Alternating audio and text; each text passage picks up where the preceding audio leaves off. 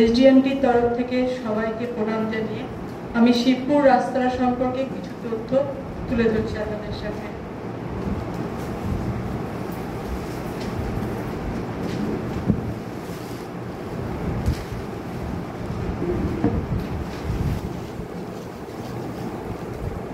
বরাবরের শিবপুর রাস্তার সম্পর্কে আমি কিছু তথ্য আপনাদের সামনে তুলে ধরছি।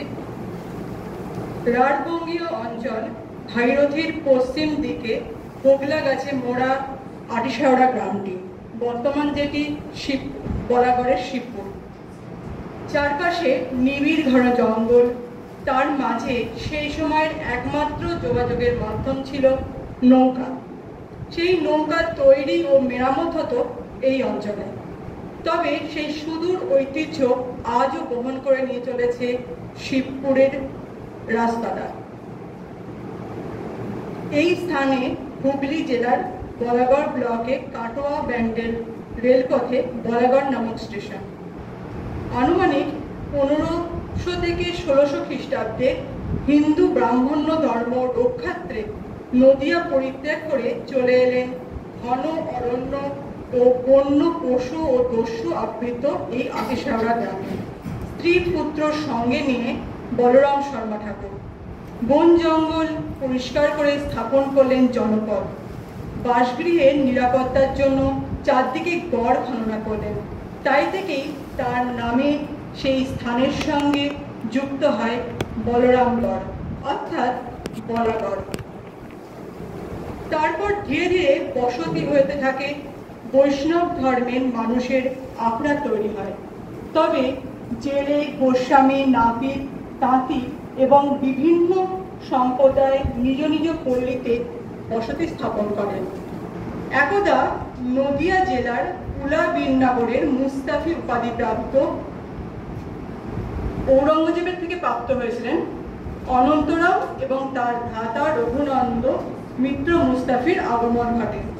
তৎকালীন বাঁশবেড়িয়ার রাজা রঘুদেব রায়ের নিকট হইতে 1708 খ্রিস্টাব্দে আটিশাওড়া গ্রাম এবং 75 বিঘা জমি লাভ করে। তবে বাঁশবেড়িয়ার রাজা রঘুদেব রায় শাক্ত ধর্মাবলম্বী রঘুনন্দ মিত্র মুস্তাফির দেবচরিত্র ও দৈব ক্ষমতার দর্শনে মুগ্ধ হন। রঘুনন্দ মিত্র মুস্তাফির হাত ধরে বৈষ্ণব আটিশাওড়া গ্রামের নামের রূপান্তর হয় শিবপুর। বৈষ্ণব ধর্ম এবং শাক্ত ধর্ম মহামিলন ঘটে এই শিবপুর রাস্তায়। তাই দীনবন্ধু মিত্র তার লেখনীতে লিখে গেছেন, সুন্দর শিবপুর যত মুস্তাফির বাস, বড় পল্লী বলাগড় বল্লালের দাস। আমরা রঘুনন্দ মিত্র মুস্তাফির একটু বংশ পরিচয়টা জেনে নেব। উলাবিনগরে থাকাকালীন রামেশ্বর মিত্র মুস্তাফি ঔরঙ্গজেবের কাননজ্ঞ হিসাবে মন জয় করেছিলেন এবং খুশি হয়ে তিনি তাকে সোনার পিঞ্জর দান করেন। রামেশ্বর মিত্র মুস্তাফির 10টি পুত্র এবং 1টি কন্যা ছিল। কায়স্থকারিকায় তাদের লিখিত পুত্রদের নাম রঘুনন্দন, তিনি জ্যেষ্ঠ পুত্র ছিলেন, এবং পরে যে ভাইয়েরা ছিল রামরাম, বিনোদরাম, অনন্তরাম, কৃষ্ণরাম, মুকুন্দরাম, শ্যামরাম, মুক্তিরাম, শিবরাম ও কন্যা মহামায়া। 1707 থেকে 1708 খ্রিস্টাব্দ নাগাদ সম্ভবত রামেশ্বর মিত্র মুস্তাফি পরলোক গমন করেন। নিয়ম অনুসারে জ্যেষ্ঠ পুত্র রঘুনন্দ মিত্র মুস্তাফি মুর্শিদাবাদের নবাবের কাননজ্ঞ দপ্তরের দেওয়ানির কাজ করেন, কিন্তু সেই কাজ থেকে তার ধর্মকর্মে বেশি আগ্রহ ছিল। খুব শীঘ্রই তিনি তন্ত্র সাধনায় সিদ্ধ পুরুষ হিসাবে খ্যাতি অর্জন করেন। তিনি হাত চালা গণনার কাজে তৎকালীন সমাজে বশীকরণ ক্রিয়াকলাপ করতে থাকেন। তার নিজ হস্তে লেখা তন্ত্র সাধনার পুঁথি আজও পাওয়া যায়। ভাষা হলো যোগাযোগের মাধ্যম, তাই রঘুনন্দ মিত্র মুস্তাফির ভাষায় বিশেষ পারদর্শী ছিলেন। তাই তার ব্যবসায়তেও বেশ উন্নতি ঘটে। তিনি আরব্য, পারস্য এবং সংস্কৃত ভাষায় পাণ্ডিত্য অর্জন করেছিলেন। বাঁশবেড়িয়ার রাজা রঘুদেব রায় নিকট থেকে তিনি ৭৫ বিঘা জমি এবং হুগলির কালেক্টর মৌজায় ১২, শিবপুর তেঁতুলিয়া মৌজায় এবং হাতিকান্দায় ১৩ নং পাঁচপাড়া মৌজা ক্রয় করেন।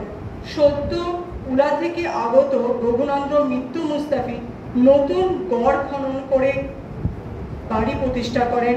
এছাড়াও চণ্ডী মণ্ডপ, রঘুনাথ জিউ, বুড়ো শিবের মন্দির, জোড়া শিবের মন্দির, বাইরে শ্যামাকোঠা, বিন্দুবাসিনী মন্দির প্রভৃতি স্থাপন করেন। পরবর্তীকালের বংশধররা রাসমঞ্চ, দোল মঞ্চ, যাত্রা মঞ্চ, শিব মন্দির প্রভৃতি স্থাপন করেন। গোবিন্দজির যে মন্দিরটি রয়েছে হয় ১৭১৯ শতাব্দে, খ্রিস্টাব্দ হিসেবে দেখতে পারি ১৭৯৭ খ্রিস্টাব্দ।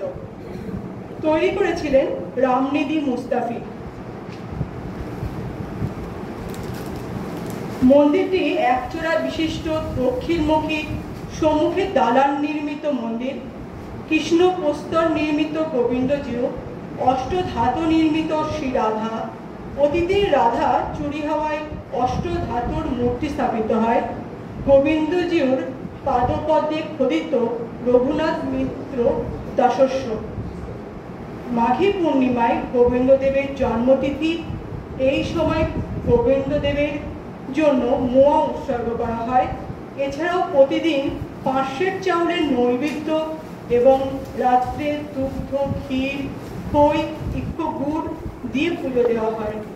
কথিত আছে জেলেরা চাল দিয়ে তুলবার সময় কৃষ্ণ প্রস্তরে গোবিন্দ মূর্তি পান। এই খবর তৎকালীন অঞ্চলের জমিদার রঘুনন্দ্র মিত্র মুস্তাফির কানে গেলে গোবিন্দদেবকে তিনি নিজ গৃহে প্রতিষ্ঠান করবেন বলেন। জেলেরা তাকে মিনতি করেন যে শুধুমাত্র পয়লা বৈশাখের দিন তারা নিজ গৃহে রাখবেন। তাতে রঘুনন্দ মুস্তাফি মেনে নেন এবং এখনো সেই মতো পয়লা বৈশাখের দিন গোবিন্দজিউর ধীবরদের বাড়িতে সেবা পান।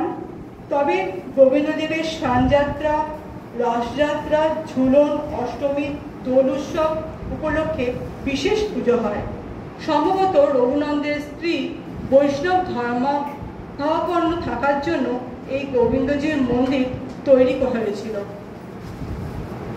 এই গোবিন্দ মন্দিরের পাশেই রয়েছে চণ্ডী মণ্ডপ। তার চণ্ডী মণ্ডপ ভেতরে খুব সুন্দর কাঠের কাজ, সেই সম্পর্কে আমি কিছু তথ্য দিচ্ছি। প্রতিষ্ঠান করেছিলেন রঘুনন্দ মিত্র মুস্তাফি। এর দেওয়াল পাতলা প্রস্তরের দেওয়াল নির্মিত, দোচালা, কাঁঠাল কাঠের খুঁটি এবং কাঠের খুঁটি কড়ি বর্গায় নির্মিত। উলা থেকে কারিগর এনে এই মণ্ডপ নির্মাণ করা হয়। খুঁটিগুলির গায়ে কড়িবর্গারগুলির সূক্ষ্ম কাঠের কাজ। কাষ্ঠ নির্মিত দুর্গা মূর্তি, মাতৃস্তন পাঠ করা শিশুর মূর্তি, বন্দুকধারী সিপাহের মূর্তি, জিমন্যাস্টিক দেখানো বালক, এছাড়াও লতা পাতা, ফুল প্রভৃতি রয়েছে। দুর্গাপুজো হয় এখানে উলাবাটির অনুকরণে। এছাড়াও ছাগ বলি হয়, ১০৮টি পদ্ম ফুল দিয়ে মাকে পুজো করা হয়। চণ্ডী মণ্ডপের সামনে চারচালা, সেখানে পরিবর্গায় বিভিন্ন রকমের মূর্তি রয়েছে। তার সামনে হোমগৃহ। চণ্ডী মণ্ডপ থেকে যেন দেবী দুর্গা হোম দর্শন করছেন। এই বিশেষ উল্লেখযোগ্য বিষয় হলো চণ্ডী মণ্ডপের সামনে গোবিন্দজিউ, তার পাশে বোদন কোঠর, সামনে ছাগ বলি হয়। এ শুধু বৈষ্ণব ও শাক্তের মিলন ঘটেনি, শৈবেরও মিলন ঘটেছে। চণ্ডী মণ্ডপের উত্তর দিকে উলা বীরনগরের অনুকরণে শিব মন্দির স্থাপিত হয়েছে, যা আজও নিত্য পুজো হয়।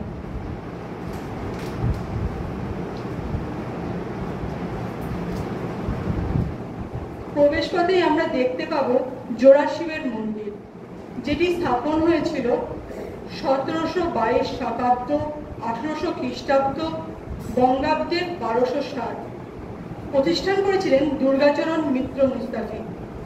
টেরাকোটার কারুকার্য জোড়া মন্দিরটির প্রায় ভগ্ন শিবের মধ্যে খুব অল্প পরিমাণে আমরা দেখতে পাই। দুটি মন্দিরের দক্ষিণ দিকে মুখ, পঞ্চমুখ চূড়া বিশিষ্ট 3 দিকে দালান, কালো পাথরের দুটি শিবলিঙ্গ বিদ্যমান। আজও নিত্য পুজো হয়। মন্দিরের দেওয়ালে লতা পাতা সেপায় বিভিন্ন দেবদেবীর টেরাকোটার কাজ এখানে দেখা যায়। তবে বর্তমানে পুরাতন স্মৃতির সংরক্ষণের অভাবে বালি, সিমেন্টের প্লাস্টারে টেরাকোটার কাজ প্রায় অর্ধেক লুপ্তপ্রায়। এটি একমাত্র শিবপুরের টেরাকোটার কাজের একমাত্র নিদর্শন। জোড়াশিবের মন্দিরের পাশেই রয়েছে শ্যামাকোঠা। এই শ্যামাকোঠায় মুস্তাফি বাড়ির চৌহদ্দি পরিখার বাইরে অবস্থিত। এখানে মুস্তাফিদের জমিদারের কার্য দপ্তর হিসাবে কাজ করা হতো। রঘুনন্দনের সময় থেকে এই গৃহে কালী পুজোর দিন দীপাবলি হতো এই রাত্রিতে। আজও এই প্রথা অনুসারে ছাগ বলি হয়। রাস পূর্ণিমার সময় শিব এই গৃহ থেকে শ্যামাকোঠা থেকে বিবাহ করতে যেতেন বিন্দুবাসিনীকে। এই বিশেষ উল্লেখযোগ্য যে রাস পূর্ণিমায় শিব ও দুর্গাবাসিনীর বিবাহ। আসলে উলা থেকে সত্য আসা মুস্তাফিরা গ্রামবাসীদের সঙ্গে সুসম্পর্কের বন্ধনে বাঁধবার জন্য এই উৎসবে মেতেছিলেন। তারা কাল্পনিকভাবে অনুমান করতেন শিব এবং মুস্তাফিদের বংশধর। কন্যা বিন্দুবাসিনী হচ্ছেন গ্রামের কন্যা। এই বিবাহ উপলক্ষে আতশবাজি আজও পোড়ানো হয়।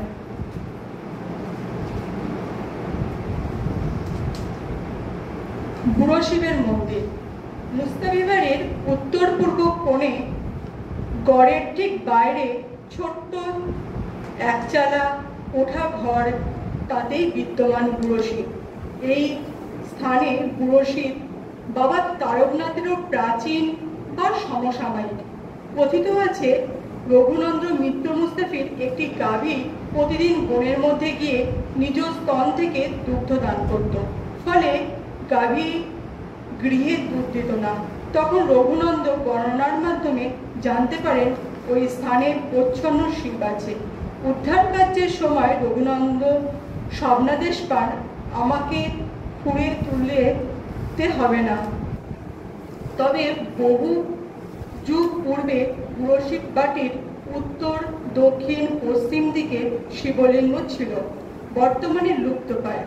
এক পাশ দিয়ে ভাগীরথী নদী প্রবাহিত ছিল সেই সময়। বর্তমান আধ মাইল দূরে অবস্থিত। মন্দিরের পাশে একটি ডোবা, যেটি কৃষ্ণসাগর নামে পরিচিত। নবনির্মিত মন্দির গৃহের দ্বারে উপরিভাগে এখনো স্মৃতিফলকে তা লেখা আছে। এখানে চড়কের সময় বুড়ো শিবের উদ্যানে নীল পূজা হয়। এই উপলক্ষে ছাগ বলির প্রচলন আছে। দোল মঞ্চ, যেটি নির্মাণ করেছিলেন রুদ্ররাম মিত্র মুস্তাফির স্ত্রী 1764 খ্রিস্টাব্দে। স্থাপিত হয়েছিল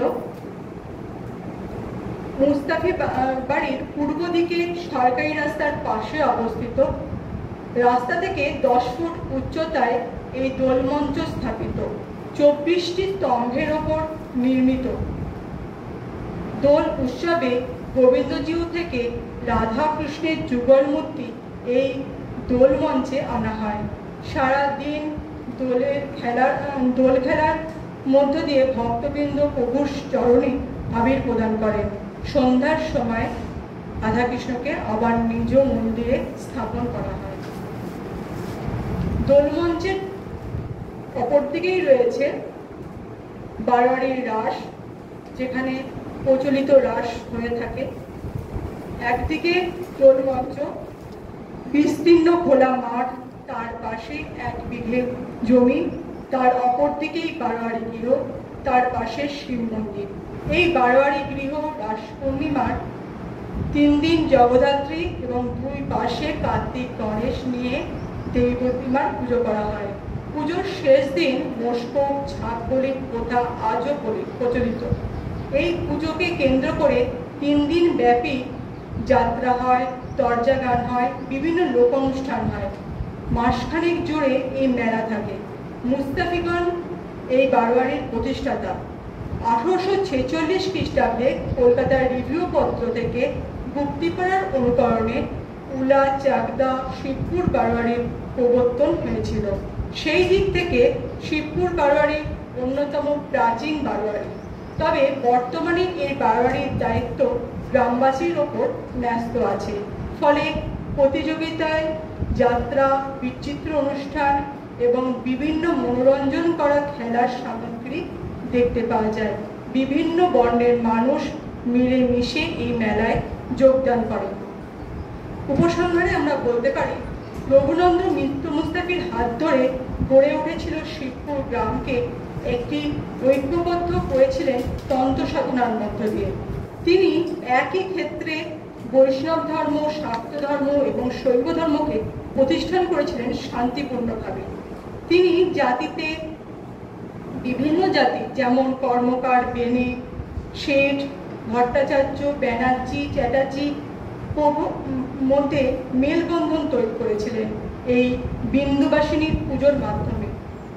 আসলে বাংলার প্রাচীন ইতিহাস অন্বেষণ করলে আমরা দেখব, শ্রী নৃসিংহ প্রসাদ ভট্টাচার্য বলছেন, আর্য এবং অনার্যের ধর্মের সংমিশ্রণে এবং তার সঙ্গে পরবর্তীকালে বৌদ্ধ ধর্মের সমন্বয়ে রাঢ় নিজস্ব এক ধর্মের উদ্ভব হয়, যাকে বলা হয় তন্ত্র ধর্ম।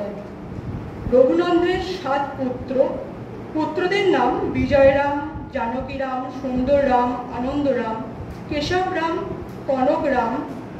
তিনি শিবপুরের নিজ প্রতিষ্ঠিত দেবদেবীর পুজোর দায়িত্ব পুত্রদের ওপর ন্যস্ত করলেও তার রক্ষার ভার নিতে পারবে না বুঝে তিনি সমস্ত সম্পত্তি দেবত্ব হিসাবে দান করে যান।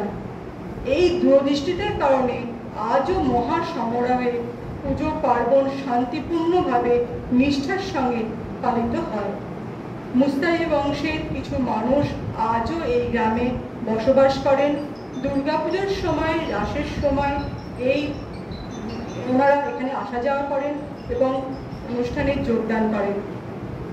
আমি এই সমস্ত তথ্যগুলো সংগ্রহ করেছি বলাগড়ের ইতিহাস, দেবেন্দ্র বিশ্বাস, হংসেশ্বরী যোগেশ্বরী, শ্রী মৃত্যুঞ্জয় ভট্টাচার্যের বই, বলাগড়ের ইতিহাস দেবেন্দ্রনাথ বিশ্বাসের বই থেকে এবং 30 শতবর্ষ প্রাচীন এক ঐতিহ্যবাহী গ্রাম শিবপুর অমরা রায়ের দাসের বই থেকে।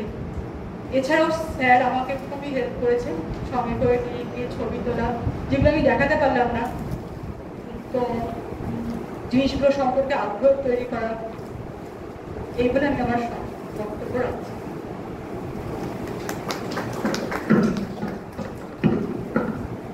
ধন্যবাদ। যদি কেউ প্রশ্ন করেন এ ব্যাপারে, একটা কি দুটো প্রশ্ন আমরা নিতে পারি।